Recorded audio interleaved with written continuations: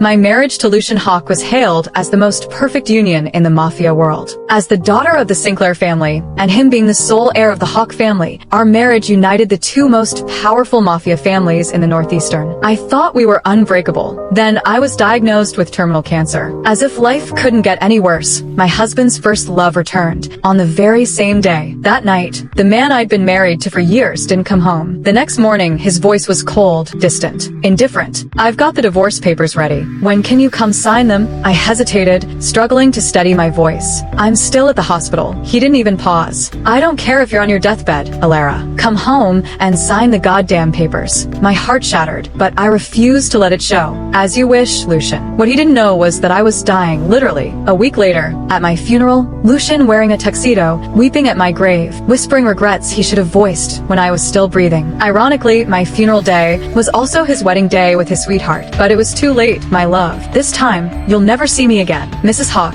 your condition has worsened. Please let me admit you to the hospital for a more thorough evaluation," the doctor urged, concern creasing his brow. Unlike my husband, Lucian, who had disappeared the moment his high school sweetheart, Celine Montgomery, returned to town. "That won't be necessary, doctor. I've planned to spend the next few days with family and friends," I replied, offering a faint smile. I knew my body better than anyone. It was deteriorating faster than anyone could help, and I prefer to spend my last days in comfort, not confined to a sterile hospital room. When I returned to the mansion, Lucian was already there, sitting on the sofa with the coldest expression I had ever seen. "Didn't you say you were at the hospital? You look perfectly healthy to me." All rosy in the cheeks, he sneered. I fought to keep my composure, but my voice betrayed me, wavering with the pain I could no longer hide. "You came home early. Did you run out of time with your little girlfriend?" His jaw tightened, annoyance flashing in his eyes. "Where are the divorce papers?" I couldn't pretend anymore. My strength was rapidly slipping away. I could barely stand. Lucian's expression darkened, his voice colder than ever. "Elara, don't play games with me. Don't even think about trying to get back at me with your family's threats." I didn't respond to his accusations. I simply extended my hand, waiting for him to give me the papers. He threw them at me, his tone dripping with disdain. "Sign it. Not that I care about you anymore. I just want to be done with all this." I picked up the paper from the floor and placed it on the desk. Before signing, I looked into Lucian's eyes, searching for any trace of love that might still remain, even after all this time. "I guess this is it," I said quietly. "Lucian, may you have a wonderful, blissful life without me." I picked up the pen, my hand shaking slightly, as I wrote my name on the line. The moment I finished, I felt every ounce of energy drain from me. I clung to the last of my strength, refusing to collapse in front of Lucian, unwilling to show any sign of weakness. "Don't fake it, Elara.